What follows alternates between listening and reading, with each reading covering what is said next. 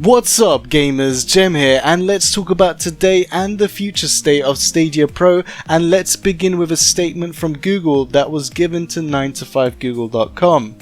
Google's statement for 9to5google.com says, "The somewhat bad news is that this new revenue sharing model will replace the upfront payment funding model for Stadia Pro games going forward.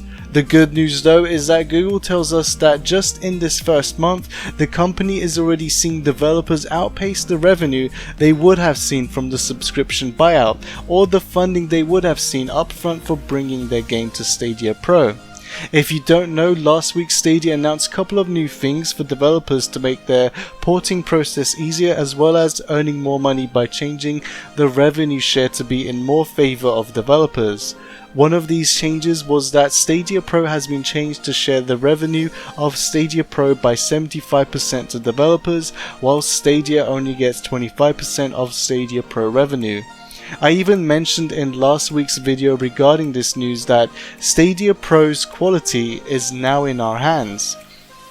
I was upset to hear that developers no longer get the upfront Stadia Pro payment and being forced to be put only on the new Stadia Pro revenue share. However, the reason why I was upset to hear that was because I thought we wouldn't have enough Stadia Pro players to make up the difference for the upfront costs. To my surprise, with Google's recent statement, they said that developers on the new Stadia Pro revenue share are earning more than the upfront costs that they would have got just from the first month alone. That really caught me by surprise because again, I didn't think we would have enough Stadia Pro subscriptions to replace the upfront costs, but turns out not only can it replace the upfront costs, but developers are already seeing more revenue than the previous Stadia Pro upfront payment model.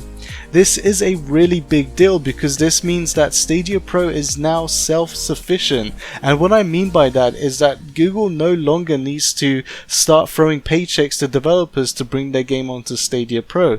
As I mentioned before and last week, Stadia Pro's quality is now in our hands. The more Stadia Pro subscribers we have, the more and better Stadia Pro quality games we will have. That being said, there are a few things left unanswered, and I really doubt we would even get the answer for these, but I have a few unanswered questions.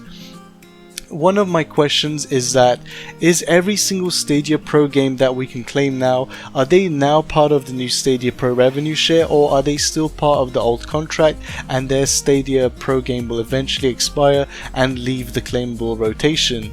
My second question is that, what about the old Stadia Pro games that had left the claimable rotation ages ago? Let's say for example Grid, one of the early Stadia Pro titles when Stadia launched. Grid has had a healthy player base from Stadia Pro players. Even though new Stadia Pro players can't claim Grid anymore, are they still being transferred to the new Stadia Pro revenue share, or do they literally get nothing just like before? The reason why I ask is because I still play some old Stadia Pro games that are no longer claimable, but I haven't purchased them either. They are still part of my Stadia Pro library, and I'm still paying monthly for Stadia Pro, so do these games count towards the Stadia Pro revenue share? I did more research, and thanks to amazing Stadia community member Jack the Slip, and I apologize if I said your name wrong, Jack has been keeping track of a lot of Stadia related information that they can get public data from for a very long time. For example, they have been keeping track of the player base for Stadia games if the game has a leaderboard system. Now, I do need to mention that not everything here is 100% accurate, and some games might need you to do something special in order for you to count as a player in the leaderboard to be tracked from. Anyways, let's continue with Jack's Stadia leaderboard tracker, and right off the bat you can see that there is two games that have had a crazy amount of player base compared to other Stadia games. You're probably wondering which games these are, and the one with 225k is Sniper Elite 4, while in second place it is Zombie Army 4, around 110k player base. What's funny is that these two games are from the same developer called Rebellion. I'm going to focus on Sniper Elite 4, and what's interesting is that you can see a giant growth within the first 3 months of the game from 0 to 220k, only within 3 months from November 2020 to end of January 2021. And there is another fantastic Stadia community member called InLead, and they have been tracking the Stadia Pro games since launch, showing us with a nice visual data of how many games per month we get and what are those games and for how long have they been in the Stadia Pro claimable rotation for. For this graph, we can see that Sniper Elite 4 was on Stadia Pro from November 2020 to end of January 2021. Exactly the same growth shown on Jack's graph. So what does this tell me? Well, it tells me that Stadia Pro is crazy beneficial for Stadia developers. Seriously, look at that graph. You can visually see both Sniper Elite 4 and Zombie Army 4 when they entered and left Stadia Pro.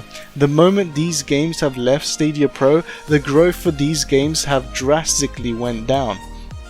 Not to mention how incredible Sniper Elite 4 managed to hit over 200,000 Stadia Pro subscribers within 3 months.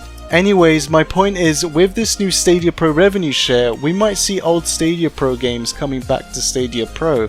Let's look at Sniper Elite 4 again. They have had a giant growth within the 3 months of being on Stadia Pro. If I was Rebellion, I would try very hard to put Sniper Elite 4 back onto Stadia Pro and be part of the new Stadia Pro revenue share. Now, going back to Jack's graph, let's focus on an indie game that wasn't on Stadia Pro. I want to focus on Kaze here. We can see that there are 200 users listed on level 1 speedrun leaderboard. As mentioned earlier, some of these stats are not 100% accurate, as the player might need to do something special in order to be part of the leaderboard to be tracked. Kaze is one of these stats. The player must finish level 1 and then go back to level 1 and go into time trial mode and finish level 1 in order for them to be counted as a player in Jack's leaderboard stat tracking. So for argument's sake and being optimistic, let's just say only 10% of Kaze players did the level 1 time trial. So we just times 200 by 1000 to get 2000. So again, this isn't accurate data, just giving you an optimistic number for argument's sake. So let's just say there are on average 2000 Stadia players on Kaze. We can see the growth from end of March to July, and we can see that the growth rate for Kaze has already started to slow down. Again, as a reminder, not 100% accurate data we're seeing for Kaze.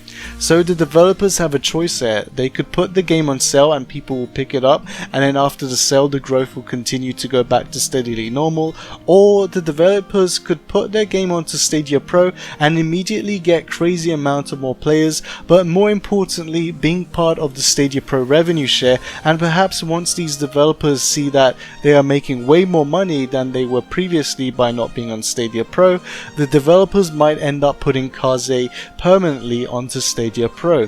This was just one example of many. I think in a few months, developers that are part of Stadia Pro revenue share will end up loving the system, and then eventually we'll start seeing more and more games coming to Stadia Pro. Personally, I think this would be great for games like Kaze and Wavebreak, both indie games on Stadia and both really amazing fun games on Stadia, but also both, unfortunately, and this is my complete opinion here, I think these two games are not doing well in Stadia sales compared to their games on other platforms, so I think these two games would benefit from Stadia Pro a lot, and honestly, what do they have to lose? To me, it just screams free money and a healthy player base. And of course, this doesn't go just for Kaze and Wavebreak, this goes for almost every Stadia game in the store, and even including the old Stadia Pro games. Those developers have the numbers of showing them the stats compared between Stadia Pro players and players who purchased the game. So I honestly wouldn't be surprised if we start seeing old Stadia Pro games like Grid coming back to Stadia Pro for new players to claim the game and be part of the new Stadia Pro revenue share. I'm really curious to see what the rest of this year for Stadia Pro is going to be like.